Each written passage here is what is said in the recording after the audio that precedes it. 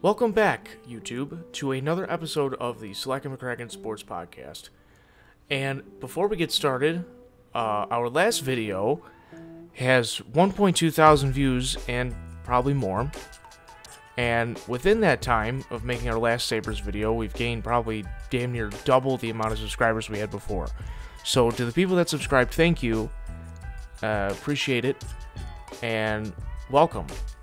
So another thing I want to add before I get started today talking about the Bills again is I messed up on one part of my video talking about Matt Savoy. I didn't realize he wasn't qualified to play in the AHL, given that playing in the WHL and there's certain rules and regulations to that, so I didn't realize that, so that's on me. So next time I'll be sure to double check that when talking about prospects and whatnot. I got confused because he was playing for Rochester in the AHL playoffs, and I got confused because Kulich was already in Rochester playing at 18 years old, now 19 years old, but given he's overseas, it's a different situation, there's different regulations, so I didn't realize that. So that's on me, and I apologize for that. But without further ado, I want to get back on track here with football, as a couple weeks ago, there was a minicamp disturbance, if you will, with Stefon Diggs. I wanted to talk about it right away, but I didn't want to push off the Sabres video again. I didn't want to do that because I wanted to get that Sabres video done with the NHL draft and free agency right after that. So I really wanted to get that done, and within that time, I missed talking about this, although I did talk about it right away on TikTok. If you guys aren't following me on TikTok, I recommend you follow me on TikTok at Slackin' McCracken. I don't really post anything too crazy, but when something does happen and I need to get something out quick, I tend to put it on TikTok. So make sure you follow that if you haven't. But I want to get started today, and the big talk with Diggs was he wasn't at the first day of mandatory minicamp. And at first, I wasn't really worried about it. I really wasn't.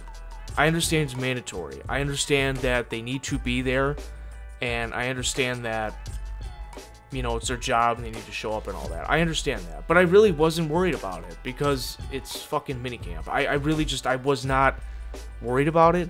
Not something I'm really concerned about. I understand it's mandatory, but it's a 3-day event in mid-June, from June 13th to June 15th. It's part of the third phase of the off-season program for the NFL. I don't know, I wasn't really worried about it.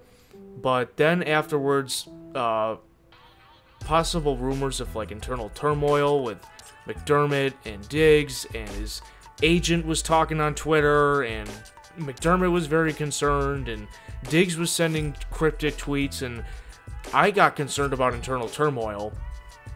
But we'll go all over that today. As of now, it's resolved. But my question is, who's to say that it doesn't come back up later on in the season? Who knows? I've been thinking more and more about this, and my question really is, before I get into it, is why did we let this escalate this far?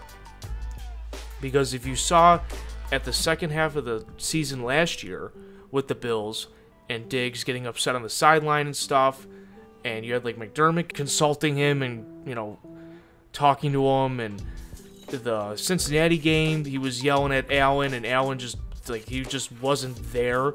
Like, he was just physical, like, his body language, it just looked like Allen wasn't even, like, paying attention to him. I really don't know, but my question is why we let this just prolong its way to now this coming season, and that is my concern. And I understand that the Bills had a very long and mentally draining season.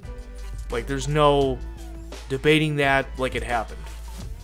But the thing is, I know Diggs is a guy, he's a highly competitive player, right? And he's a guy that wears his emotions on his sleeve. And that's how some people are, and I tend to do that too myself. My question is why he wasn't able to go into this year with a fresh, clean slate. But again, maybe he's just emotionally still upset. I think, looking at it, I figured it was like a scheme issue, because it seemed like towards that second half of the year where Diggs was getting upset publicly, it seemed like the Bills on offense were dragging their faces or their heads in the dirt. It seemed like we were just dragging ourselves to the fucking finish line. I mean, obviously, yes, with the injuries and stuff, but just watching the offense compared to how it was in that first half of the year, the LA Rams season opener and the home opener against Tennessee, it was like you were watching two different football teams towards the end of the year. And at multiple times too, we were playing like the Chicago Bears, for example, in December, and like we didn't get Diggs involved in the game plan. And I remember like screaming at my TV, asking why aren't we getting Diggs involved against one of the worst teams in the NFL? So there were multiple times I was like concerned. I definitely think scheme is a problem. Now, as to whether or not it's all on Ken Dorsey or not, I'm not sure. Because yes, Ken Dorsey does call the plays, but also Josh Allen's throwing the football. So the question is it all on Ken Dorsey? Is it somewhat on Josh? I mean, the other thing too is in multiple playoff games, I would like to mention with Diggs, it seemed like he kind of disappeared.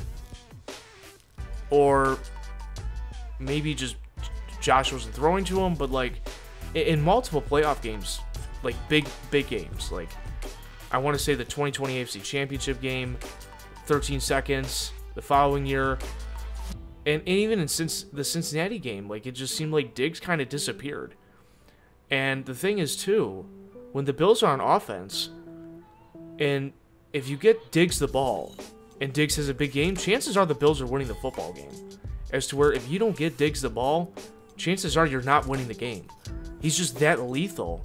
He's just that versatile, and having him a part of your offense, having him in your game plan, he's a guy that's going to help you win games, and that's why he gets paid so much money. So my question is why in multiple games we didn't get him involved. I'm not sure, but that's just some thoughts before really deep diving into this. So obviously the last time we talked about the Bills, we talked about the draft, and then I rewind, we talked about free agency. Well, obviously after free agency and the draft, there's rookie minicamp, which happened. That came and went. And then the NFL offseason program in Phase 3 has the OTAs, which happened, along with mandatory minicamp, which was mid-June, June 13th to 15th. And so it was like just a normal day, and then all of a sudden it was reported that Stephon Diggs wasn't there. And then when McDermott was on the podium saying that he was very concerned, that's when everything just spiraled out of control. Adam Schefter was tweeting on Twitter about it, and just Bill's Twitter blew up, and just social media just went crazy. And I started to too, because it was like, it seemed like it was spiraling one thing after another, after another, after another. And considering that it's mid-June, and there's really not a lot to talk about football-wise, even like we talked about it, or it was talked about the following week. Like it was talked about for at least 2 weeks, because there's nothing to talk about mid-June really about football. Unless like maybe somebody gets signed to a contract extension or something, there really isn't much to talk about her. Other than like say free agency rumors still with like maybe DeAndre Hopkins being released from the Cardinals or Dalvin Cook being released from the Vikings. Other than that, there's really not much to talk about at this time during football, like the offseason. So hearing this, I definitely think it dragged way out. Dragged out further than it really needed to. But I think just considering the timeline of it is why it progressed so far. But let's really dig into this now. Now, reading this off of the Rochester Democrat and Chronicle, Orchard Park. The Buffalo Bills start their final phase of their offseason program Tuesday, a 3-day minicamp in which all players are required to be in attendance, and all eyes will be on whether wide receiver Stephon Diggs shows up.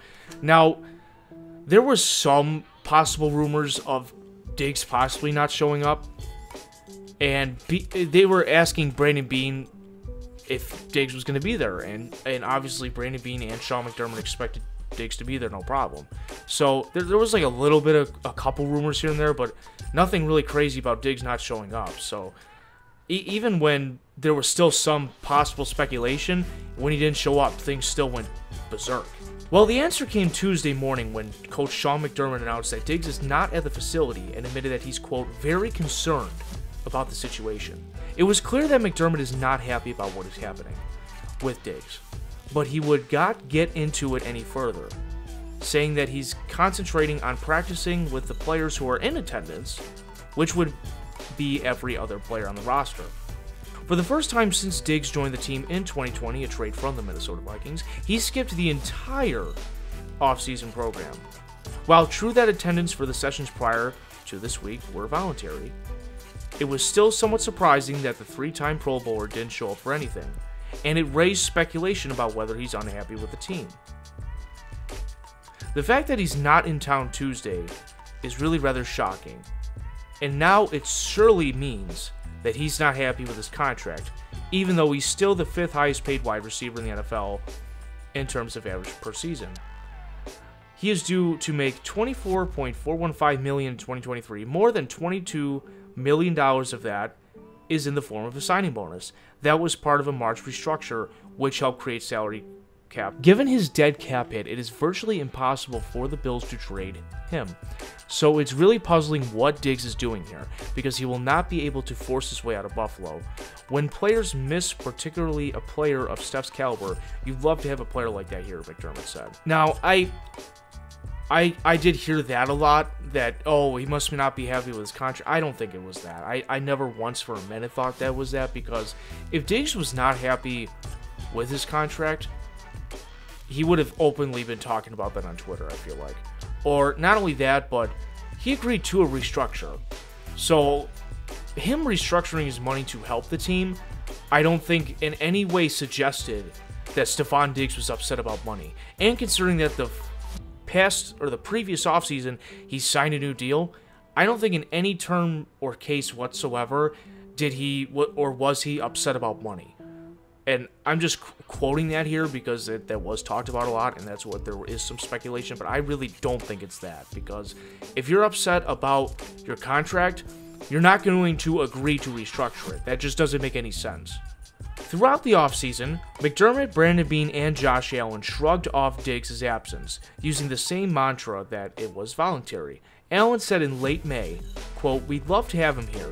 I'd love to have him here. I understand that. I mean, OTAs aren't for everybody. And again, it is voluntary at the end of the day," end quote. He then spun into the positive by saying Diggs' absence allowed other receivers to get additional practice reps. Quote, "Trent Sherfield getting a lot of the Z reps and learning the offense. I've loved that. From what I've seen from Trent so far," Allen said. "Some of the guys are getting a lot of good work, and maybe we wouldn't have gotten that if he was here right now. So I know those guys aren't taking that for granted," end quote. Some of Diggs' social media activity since the playoff loss to the Cincinnati Bengals seem to hint at some dissatisfaction with the Bills and their inability to get over the hump and get into the Super Bowl. Then again, it might all just be Diggs' competitive nature seeping out because he's always been a player who wears his heart on his sleeve, like I mentioned earlier. So I just wanted to mention that because this was written literally that day that it was reported that he wasn't here, and this was kind of the narrative that was going on at that time. And again, I was not really worried about this idea that, Diggs was upset about money or Diggs wanted out of Buffalo, or I wasn't worried about any of that. My main concern was, if there is internal turmoil, how are we going to get it right? Because you can't trade him. You cannot move him. It would just mess up our entire cap space. It's like, even if Stefon Diggs kicked down Brandon Beane's office door and said, "I want to trade," I mean, what is Brandon Beane going to do? He's not going to trade a guy and take on over $40+ million in dead cap space. He's not going to do that. So, not saying that Brandon Beane would ever say this to anybody, but I mean, he basically would tell him to pound sand, right? I mean, not literally. I'm just paraphrasing. Maybe that's not the right wording, but you can't trade him. You literally cannot move on from him. You would take on a $40+ million cap hit. Like, it just does not make sense. And I don't think Diggs is upset about money. And he never once mentioned anything about wanting out of Buffalo. If you watch The Barbershop or the Dan Patrick Show, he doesn't mention anything about wanting out of Buffalo or hating on Buffalo. He doesn't talk shit about Buffalo. He just says that we stopped going to what we were doing to help us win football games. That's all he was mentioning, is that he felt like that they took a step back. He didn't say anything that bad. He just said, I feel like, in his opinion, that they took a step back and that they weren't doing what they used to do in order to win football games. And it felt like that was kind of clear in that November slump, because they were really dragging their heads through the dirt. as to where at the beginning of the year they were just slinging the ball down the field. And there were times that Allen was dinking and dunking, but I mean, for the most part, the Bills throughout that first stretch, like after, I'd say from the LA Rams game to the bye week, they were just slinging the ball. They made everything look easy for the most part. So just seeing that, I can't sit here and be mad at him for saying that. Now, this is from The Athletic. This is the second day after Diggs wasn't reportedly there. This is now the reaction of Stefon Diggs showing up his first day back. It also mentions Allen dials in and no Dawson Knox. After the Bills' topsy-turvy Tuesday, that's certainly one way to put it, start to minicamp, things settled in during the team's second practice Wednesday. Star wide receiver Stefon Diggs took part in the session, signaling the reconnection the team was searching for and promised after the first day of work. The only remaining piece was clearing up some of the vagueness that came from Coach Sean McDermott. Tuesday press conference, where he didn't give any details about Diggs' absence from practice. McDermott, who was not scheduled to speak with the media for the remainder of minicamp, held an impromptu news conference after Wednesday's session. I hope I said that word right. Quote, I wanted to follow up my comments regarding Steph's situation from yesterday, and in doing so, hope to provide better clarity for all and a better understanding of the situation, McDermott said in his opening statement. There's a lot of things out there that aren't accurate, but let me be clear. Steph did everything that he was asked to do. He was here Monday and executed his physical on time. Steph reported yesterday, Tuesday, and reported for meetings at which time we had good conversations, great communication. So, my thing though about this, if McDermott is saying this, but then the day before, he's saying that he wasn't there. Why would you say that then? You can even check TikTok. I screamed about it. But why would you say he wasn't there and that you were very concerned, and then the following day say, oh well, he was there. He showed up for his medical screenings, his testing, and he was there at the start of practice. That tells me that McDermott did not want this to get out. I don't know what else it could tell me. That McDermott did not want any of this argument or this possible internal turmoil between him and Diggs or whoever. That, he did not want this to get out. That's what that tells me. Because you're saying one thing Tuesday, and then Wednesday you are completely flipping the script. You are completely changing the story and saying he was there. I just feel like that was really unprofessional. I don't know. I just feel like being the head coach, and McDermott has been a good leader, but I just feel like that was just really unprofessional. And maybe it was the way the question was asked. Are you concerned? But still, you said one thing when another thing happened. I don't know. Maybe that's just me, but that tells me that you didn't want that getting out, and it just looks bad. It just looks unprofessional. It also states here, quote, and we got to a point yesterday where we just felt like we all needed a break and some space. And so I gave Steph permission to get some space and head out, and then picked up those conversations after practice. So let me make it clear, it was not Steph leaving unexcused. He was excused by me. And so those conversations have got us to what I think and believe is in a great spot. Sometimes you got to have conversations. You need to communicate, and I appreciate Steph being willing to communicate, end quote. So, maybe they are fine now. And I'm not going to sit here and say, oh, well, they're not. They could be fine. They could be fine now, for all I know. And I'm not saying that they're not. But my question here is, what were they upset about? Because that was never talked about. No, still, in 2 plus weeks later, we still don't know what they were upset about. We don't know what they argued about. And I don't think that's going to come out. I just don't. But what were they arguing about? What were they talking about? That is my question. It could go to one of two ways. He's like, we all need a break. We needed some space. And we're human, and you know, when we have those adult conversations and people get mad at each other, and sometimes you need space from somebody, and that's understandable. But my question is, and maybe it's just that, maybe they just needed space and just needed time to relax, and everything's fine. You know, maybe it was Steph's first time coming back after the Cincinnati game and everything, and who knows? But my question is this: if we go into next season and we're playing, I don't know, say we're playing Kansas City again, or we're playing the Jets with Aaron Rodgers now, or we're playing Dallas like we are later this year, any of the, or Philadelphia, Cincinnati, whatever, any of the top teams, and Steph has like a full reception, 30-some yard game, or like just not a good day, who's to say that Stephon Diggs isn't just going to get mad again? Who's to say that this problem that they're having doesn't come back up? That is my concern. Who's to say that this problem doesn't come back up? But I definitely think that Diggs should get the ball. Like, there's no doubt in my mind. It's just, my question is it Dorsey's game planning fully, or is it also just Josh deciding who to throw the ball to? I don't know. I definitely think Dorsey plays a part, because when Brian Daboll was here, none of this came out with Diggs.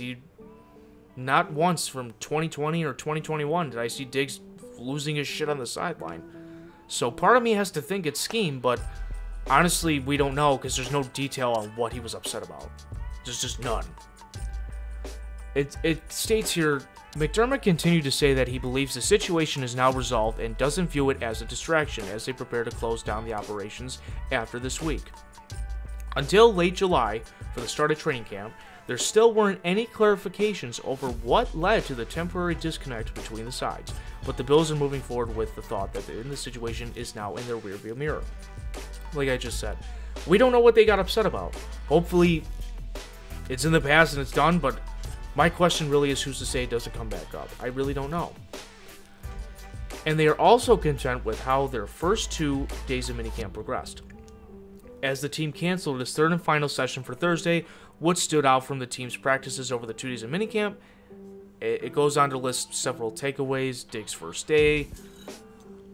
It also mentions Allen Sharp and team drills. Sherfield connecting with Allen once again. No Knox on Wednesday after Tuesday's scare. It was reported that Dawson Knox was doing some drills, and it says here that when he was doing these passing drills with Allen, he started to go for a catch over safety Taylor Rapp and second-year cornerback Kaiir Elam. Charged at the ball, and while trying to break up the pass, made accidental contact with Knox, who went down to the turf and stayed down to get something on his leg checked out by the athletic training staff. He eventually rose to his feet and rejoined his teammates on the sideline, walking gingerly along the way. Knox didn't take a rep for the rest of the Tuesday's practice, and the team shut him down for Wednesday's session as well. There hasn't been any clarifications to the severity of Knox's injury to this point, but the staff leaving Knox alone right after checking him out on Tuesday is a relatively good sign, as it isn't serious. And nothing has come out after that about Knox being hurt, so I'm assuming that he's okay, and just a precautionary measure, they kept him out, which makes sense. But this isn't a bad article, though, if you guys want to check it out on The Athletic. It also mentions how the guards fared without pads. Benford showing well in coverage as cornerback 2 competition continues. Doyle takes a big step at minicamp. It goes on to talk about a lot of stuff, and if you guys have The Athletic, you should check it out. If you already haven't, this is old articles, maybe you did, but just mentioning that maybe you'd enjoy it. But it says here for Diggs' first day, as Diggs worked in a practice setting for the first time with the 2023 roster, the team mostly played it safe with their star receiver. Diggs was a limited participant on his first day back. Just for practice with his helmet on, the team looked at it as Diggs' ramp-up period. And in doing so, he did not participate in 11-on-11 team drills in any capacity. He did go through stretching and positional drills before taking his place on the sideline as the team's drills began. During the stretching line, Diggs and quarterback Josh Allen were constantly chatting as they went through the drills side by side. Once positional drills began, they included some routes versus air reps with Allen throwing him the ball. And all, Diggs looked like his usual self in practice. He was sharp in his routes. He and Allen were quickly on the same page in the low-stress drill. Diggs was engaged with his teammates on the sideline when His day was done and kept things loose, even dancing around during the session as he was occasionally during the season. So, just reading this, and then I hear people say that, you know, he's a shitty teammate, he's a toxic diva, a bad guy. I just don't buy any of that, man. I really don't. I really don't. And then some people were concerned as to why the Bills practiced their third mandatory minicamp day. They do that all the time. I was listening to WGR and they were talking about it. Apparently, they do that all the time. So, not that I really was worried about it, but I was hearing Jeremy White and Sal Capaccio talk about it, and they mentioned that. They do it all the time, so I'm not worried about it. And then another article I'd like to mention here from Pro Football Network. It says, Stefon Diggs minicamp drama diffused. Why did it blow up in the first place? And it says, after not appearing in Buffalo Bills practice for mandatory minicamp on Tuesday, wide receiver Stefon Diggs appeared on Wednesday without any further drama. There should have never been drama in the first place, yet there was a problem of many parts. A lot of it has to do with head coach Sean McDermott. It says Stefon Diggs' Buffalo Bills minicamp absence was never a holdout. There had been speculation about Diggs' absence, which didn't make much sense at first glance. A contract holdout for a deal scheduled to pay him over $24 million in cash this year didn't seem to be a primary reason, especially because it was still the first year of Diggs' big money extension. On top of that, his agent had committed to his presence there. Diggs wouldn't have much of a reason to be concerned about his role in the offense as one of the most productive receivers in the NFL during his time in Buffalo. Which is true. So there definitely is an argument to be made that he's not happy with the scheme, because even then he still gets targets, he still gets plenty of fucking yards, and he's making it's not like he's not out there making plays, but I just feel like the 2 years we had Brian Daboll, you didn't see Stefon Diggs ever get upset, and then the first year with Dorsey, he's getting upset second half of the season all the way through. Then again, though, that could be just also, you know, he's in year 3 with the Bills. It was the first 2 playoff losses, then the third playoff loss after all the stuff they went through. So I think it just boiled over. But there was a lot going on, and you know, eventually the team was gonna crack. Eventually, as much as we didn't want to believe it, it's the truth. I mean, there's only so much that a team can take in one season. And the Bills went through a lot. Even before the season even started. There was a tops mass shooting, and their 5th round rookie at the time, Matt Araiza, had a gang rape accusation against him, which ended up being false, by the way. It ended up being a false accusation. But there was already stuff going on with the Bills even before the season started. So, just to add to that, with the Damar Hamlin stuff, with the injuries to Von Miller and Micah Hyde and Jordan Poyer being in and out of the lineup, and Matt Milano went in and out of the lineup, I mean, it was nuts. It was just a crazy year. And then Josh Allen had his UCL, so he had to switch his throwing mechanics. I mean, it was just a lot to deal with. And you know, I'm not going to sit here and make excuses, but there's only so much somebody can take, I think, with that stuff. But I think for the Bills, despite all that, still getting to the divisional round, still winning the AFC East, still having a winning record at 13-3, I mean, that's still impressive in my opinion, honestly. Not that they, you know, reached their end goal in winning a Super Bowl, but it was still impressive.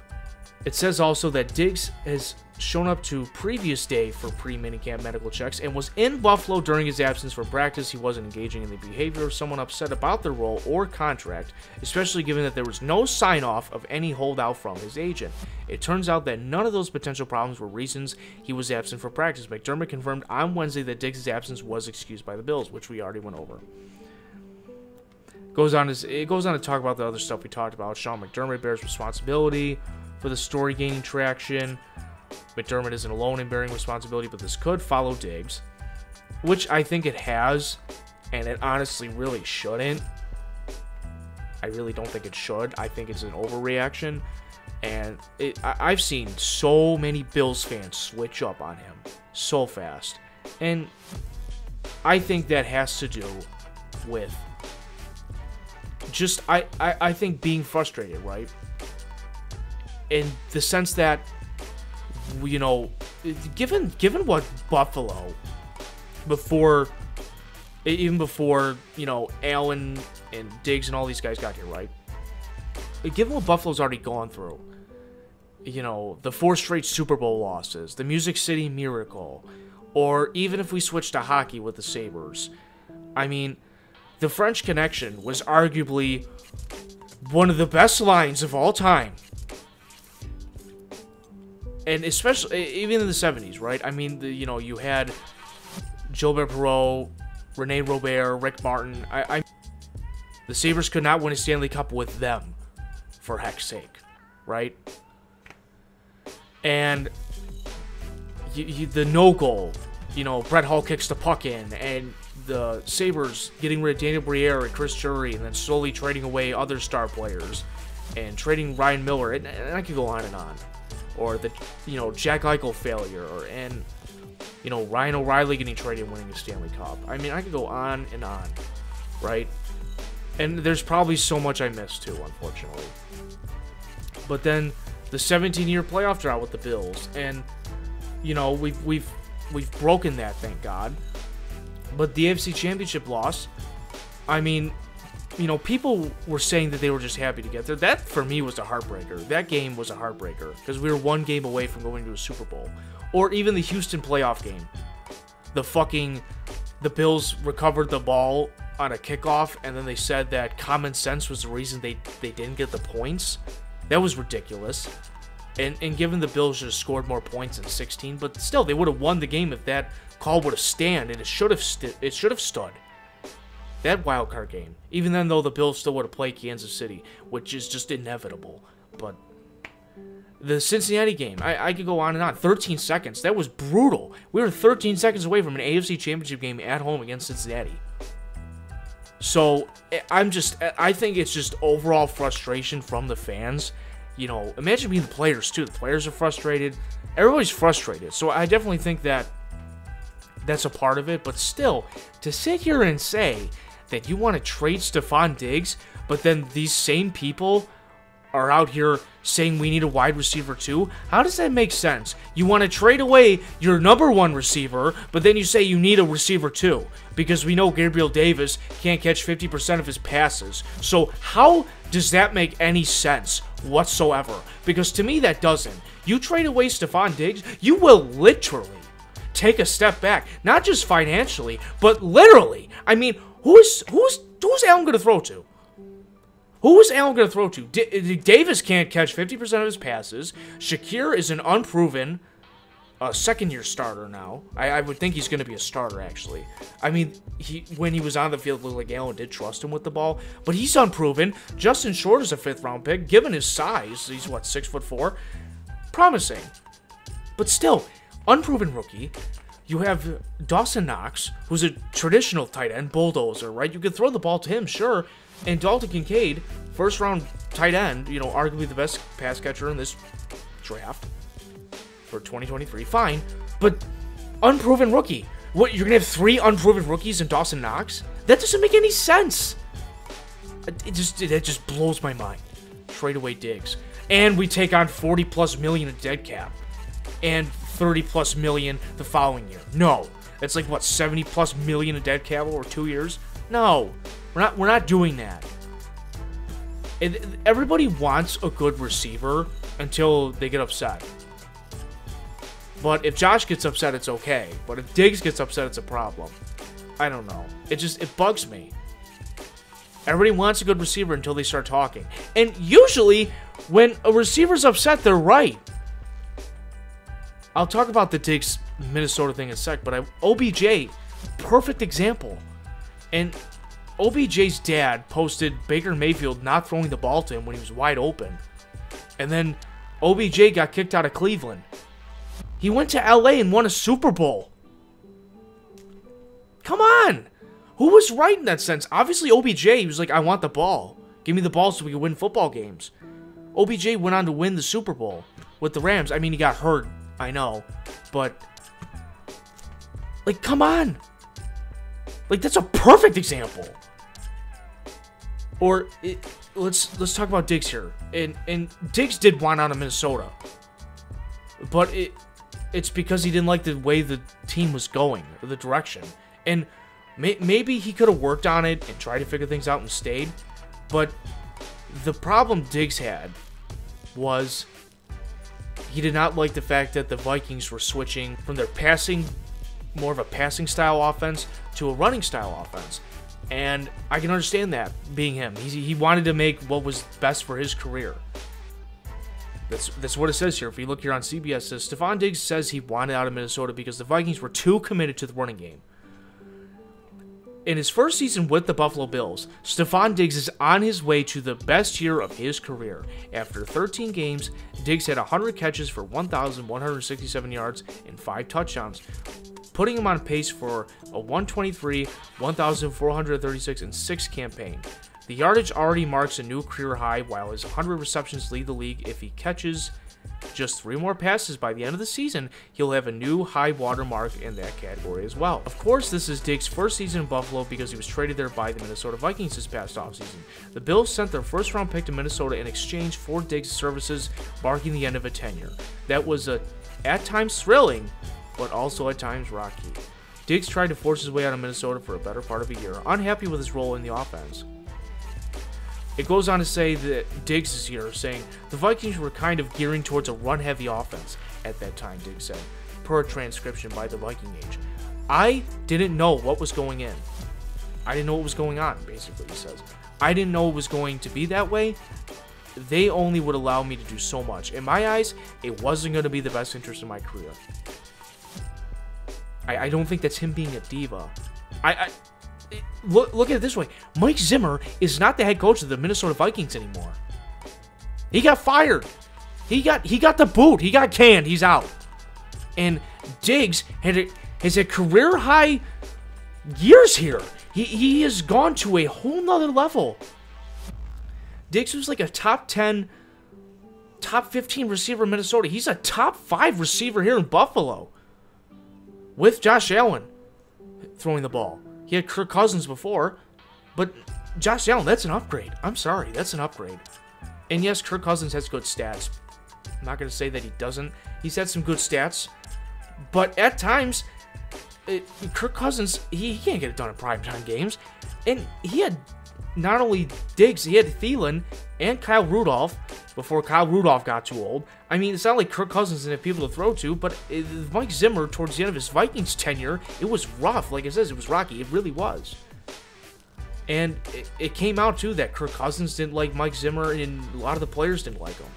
So, how is Diggs the bad guy for wanting out of Minnesota if his head coach is a fucking cancer, and he's not liking the way that things are going?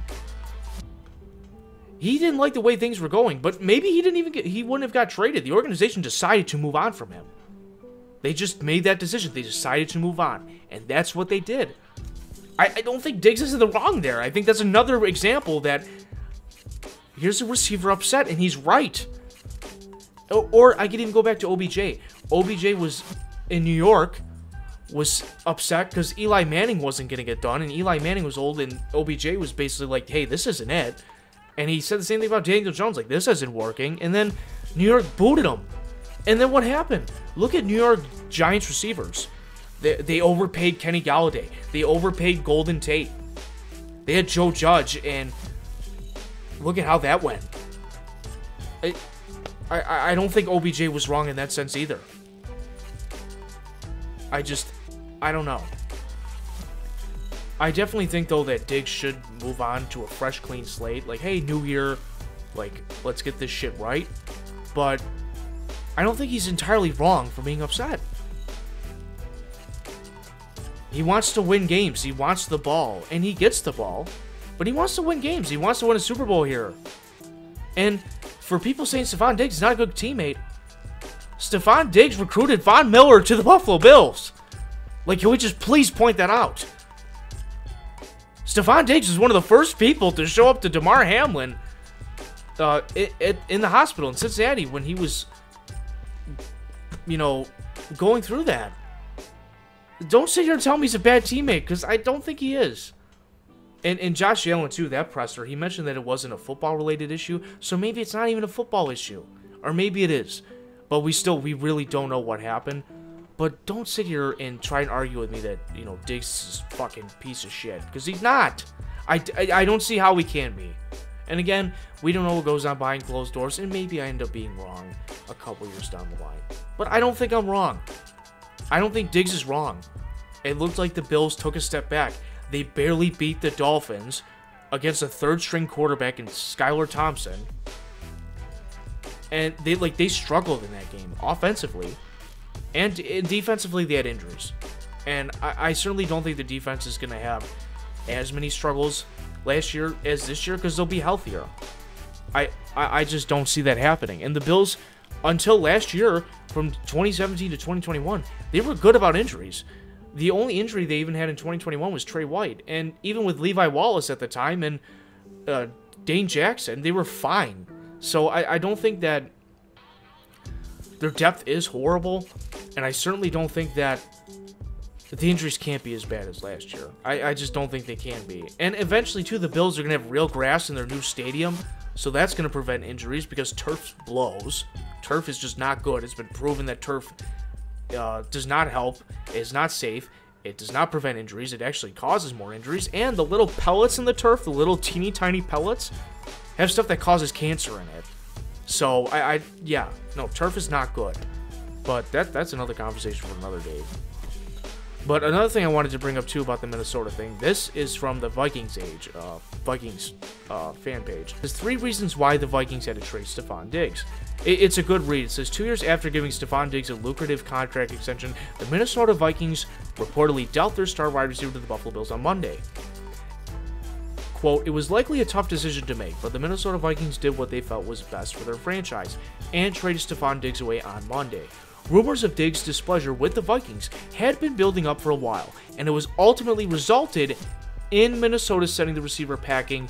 In return, the Vikings now have additional selections to use in this year's NFL Draft, including the 22nd pick in the first round, which they used to get Justin Jefferson, which is arguably probably the best win-win trade in the NFL. It's unfortunate that Diggs and Minnesota couldn't repair whatever relationship problems resulted in Monday's trade, but the Vikings had an entire locker room to worry about, and the Bills clearly gave them an offer they couldn't refuse. Many Minnesota fans are going to wake up on Tuesday and wish the news of Diggs being dealt was just a nightmare. However, in reality, and it's a reality, one of the Vikings' hopes will be to ultimately improve their chances to contend in 2020. One of the things it goes on to talk about was Minnesota's offensive scheme, like I mentioned. It says, during John DeFilippo's, hope I said that last name right, tenure as the Vikings offensive coordinator in 2018, Stefon Diggs was putting up career best numbers in just every major receiving category. However, DeFilippo's pass-first offense was not one that satisfied Minnesota head coach Mike Zimmer. It resulted in the offensive coordinator being let go after just 13 games with the team. And that's crazy because Diggs was having career-like numbers, and then they just let him go because Zimmer wanted to run the ball more. Because Mike Zimmer, he's an old-style head coach, and he wanted to run the ball, play defense. That's just how Mike Zimmer was with the Vikings. And I think this could have been one of the reasons as to why maybe Kirk Cousins started not to like him, Adam Thielen, Stefon Diggs, who knows? But that certainly had to be a start if the offense was on a good pace and then they just let their offensive coordinator go. But I wasn't following the Vikings like that year, so don't quote me on that. Maybe I'm wrong on that. Maybe there was another reason.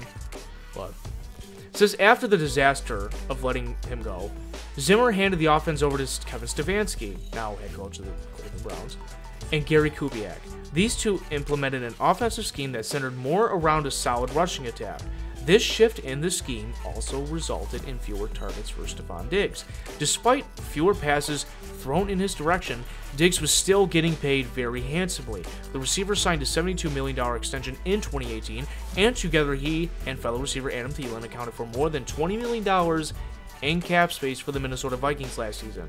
So for a team like Minnesota that put the ball in the hands of running back Dalvin Cook more than 300 times last year, they really had no reason to enter 2020 with 2 receivers who were each going to earn more than $11 million next season.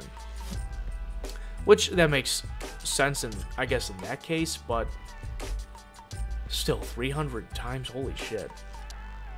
But it's more of a passing game now, so to sit here and transition to a running team when you have 2 good receivers in Stefon Diggs and Adam Thielen, that doesn't make sense. So I don't think Diggs was wrong in wanting out of Minnesota.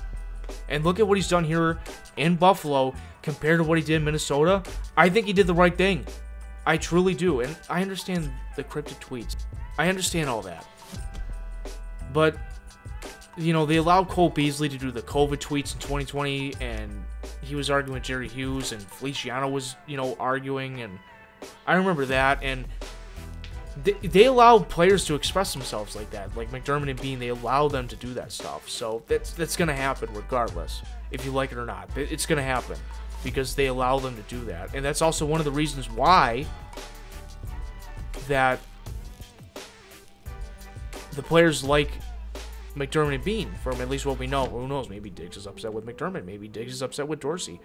Maybe Diggs is upset that wide receivers coach Chad Hall is no longer on the team. Maybe Diggs is upset that Leslie Frazier is no longer on the roster. No word came out of that, and I'm going to sound like a broken record saying that throughout this video, but it's just worth mentioning. There's still many possibilities, and this could come back up, so who knows? But I want to mention Diggs' contract. He signed a 4-year, $96 million contract with the Buffalo Bills, including a $21.5 million signing bonus. $7 million are guaranteed at an average annual salary of $24 million in 2023. Diggs will earn a base salary of $1.165 million, a signing bonus of $16 million, a restructure bonus of $6.7 million, and a workout bonus of $250,000, while carrying a cap hit of $14.8 million and a dead cap value of $45.4 million. So do not sit here and tell me trade Diggs, because I don't know about you, but I'm not taking a $45.4 million dead cap. I'm not doing it. I'm just not doing that. This was the contract I'm talking about. This is from Spotrac, these details. That this started in 2022. So this contract, this new contract, and he agreed to restructure it this offseason. So I don't think money's an issue. He's getting paid a lot of money.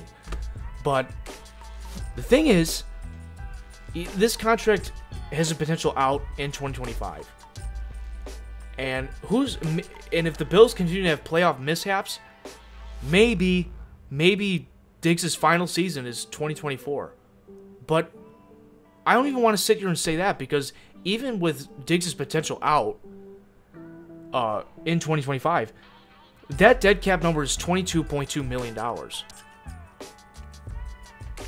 And the only way I could see it at all making any kind of sense to move on from Diggs, whether you trade or release him, it would have to be in 2026 or 2027.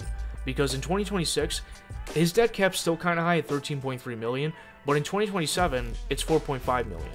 So if you were to cut him at that point, when he's 34, or if you cut him at 33 years old, it's more understandable than right now, because right now you just can't do it. I don't even think you can do it when he's 32.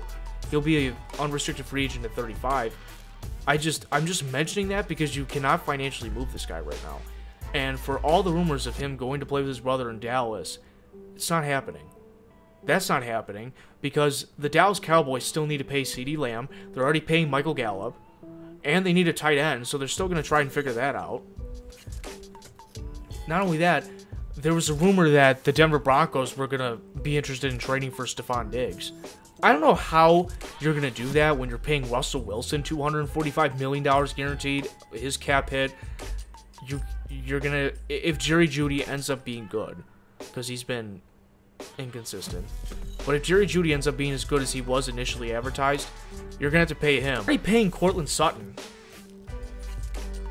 And it mentioned, my point is, it mentioned in the article that, or in the rumor, that the Bills would, or should agree to a deal where they trade away Diggs and they get Courtland Sutton in the third-round pick. I'm not taking that. I don't know who in their right mind would do that trade. I wouldn't. if you're going to trade away Stephon Diggs, I want a first-round pick at least. I don't want no third-round pick. I would want a first, maybe 2 first-round picks. Maybe not 2. Maybe that's too much. But at least a first-round pick and maybe a third-round pick. And then maybe we talk about Sutton or something. Theoretically, not that I want to trade Diggs.